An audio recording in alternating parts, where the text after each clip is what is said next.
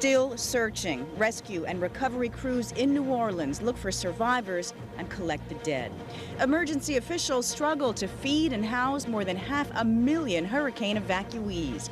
And the death of Chief Justice William Rehnquist opens a second vacancy on the Supreme Court. This is the CBS Morning News for Labor Day, Monday, September 5th. Thanks for joining us. I'm Susan McGinnis. State and federal officials now agree the death toll from Hurricane Katrina will reach the thousands. In New Orleans, violence continues as rescue teams hunt for survivors, and now efforts to recover bodies have begun. Most of the city is empty as evacuees head into temporary shelters in several states. Byron Pitts reports. Nearly 1 week after Hurricane Katrina roared in and ravaged New Orleans, people are still trapped in their homes. There are still countless neighborhoods where the water is rooftop high, and still untold stories of the dying and the dead. This young boy lost his mother. Somebody push her in the water. By every estimate, the death toll in New Orleans will rise well above 1,000. Disease is a growing concern as corpses have been left to rot on the sidewalk and in muddy water. Despite it all, some residents refuse to leave their homes. I think we are having some difficulties getting some of the folks out of their houses because they think they're safer there. This is the world that they've known all of their lives. Lives lost and lives ruined. Deja Humphreys has lived in this house for 35 years. She feels beaten, but not broken. I do break down emotionally and cry and all of that stuff, but I don't know. I just thank God we're still living. Some of the ugliness here is man-made. After looters had their way for several days, heavily armed National Guardsmen and police began patrolling neighborhoods. Yesterday, New Orleans police shot and killed at least 5 men on a bridge. Authorities say they were shooting at a group of contractors working for the Army Corps of Engineers. It's the violence after the hurricane and the injuries caused by the hurricane that have kept doctors busy at FEMA's makeshift hospital inside New Orleans Airport. We've seen people with broken legs, people who have fallen through, fallen off buildings. We have seen people who have had some traumatic injuries like stabbings. Dr. Larson and the others here have slept on an average of 2 hours per night since Wednesday. Overwhelmed, understaffed, many are emotionally spent. We know at least these people have some hope. And that's it. Let's go now to Allison Harmelin, who is standing by in Kenner, Louisiana. Allison, good morning. You're right there near New Orleans. Byron was talking about the death toll. Have these figures really begun to sink in yet? Good morning, Susan. Yes, I think the magnitude of this tragedy is starting to sink in. Even the Bush administration is starting to echo numbers we're getting from local officials that the death toll will surely rise into the thousands. Officially, the number is 59, but that is a very preliminary and official number.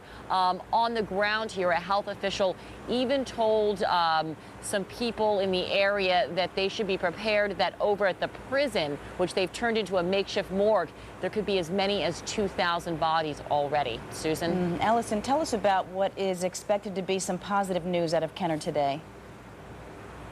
Yes, that's right. Here in Kenner, which is about 10 miles from New Orleans City Center and about a couple minutes from the International Airport, the floodwaters receded many days ago. They even have some power back on, so it's no longer, there's no immediate danger here. So thousands of cars have lined up along Interstate 10 because people are going to be allowed, albeit briefly, back into their homes to view the devastation. Susan? All right, Allison Harmelin in Kenner, thank you.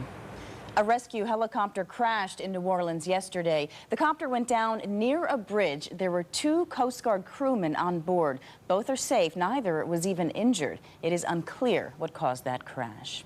Hundreds of thousands of evacuees are flooding into temporary shelters in need of food, clothing, and medical care. Texas has taken in nearly 250,000 people, but has run out of space. An emergency airlift to other states willing to help has been ordered. Some of the homeless from New Orleans headed to nearby Baton Rouge. Mark Strassman reports.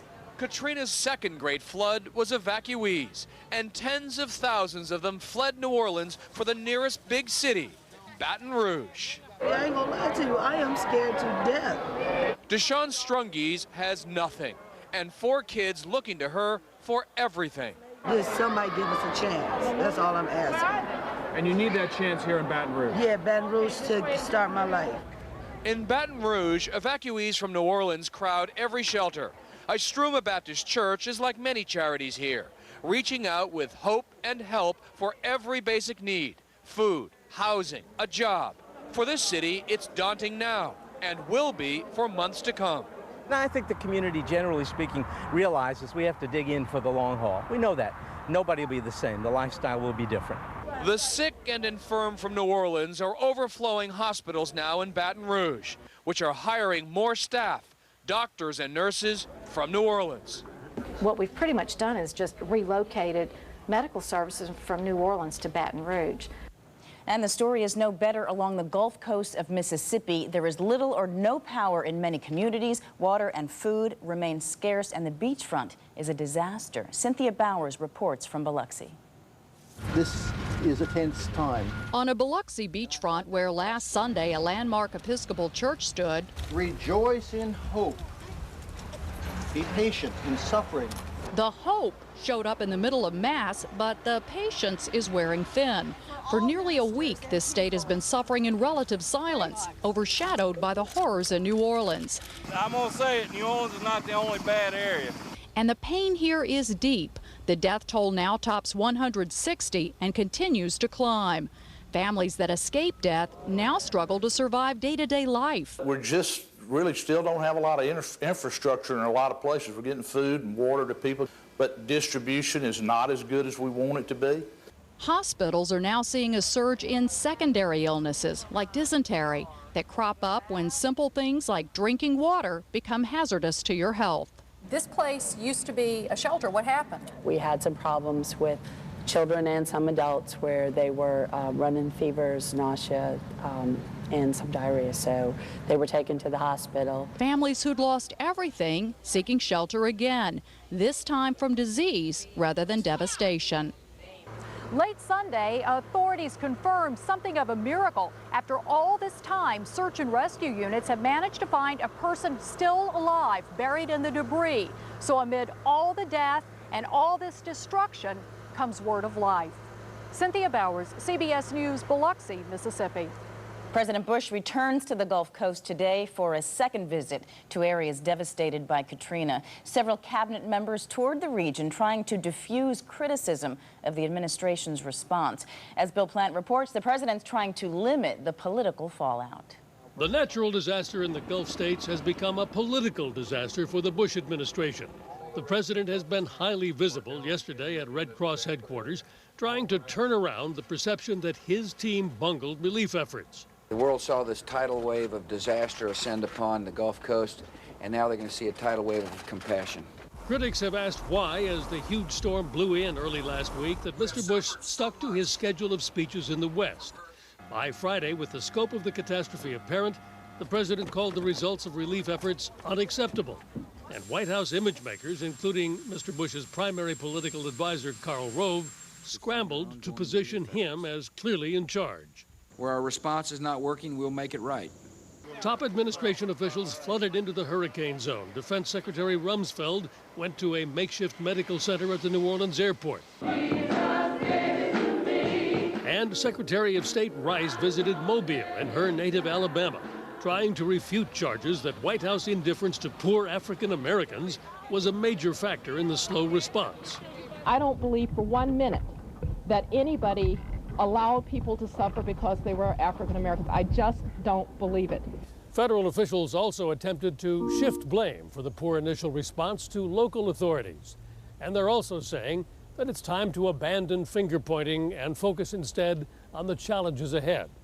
But if there's anything certain, it is that the scapegoating on how this was handled will go on long after the last puddle has dried up. Bill Plant, CBS News, the White House. The first hurricane since Katrina is staying well out in the Atlantic. Forecasters say Hurricane Maria is no threat to land. Maria is the 13th named storm of the Atlantic season. Just ahead on the morning news, the Rehnquist legacy. Washington prepares to honor the Chief Justice, whose death leaves a second seat open on the Supreme Court. First, Bob Schieffer with a preview of tonight's CBS Evening News. Tonight, New Orleans is finally getting the relief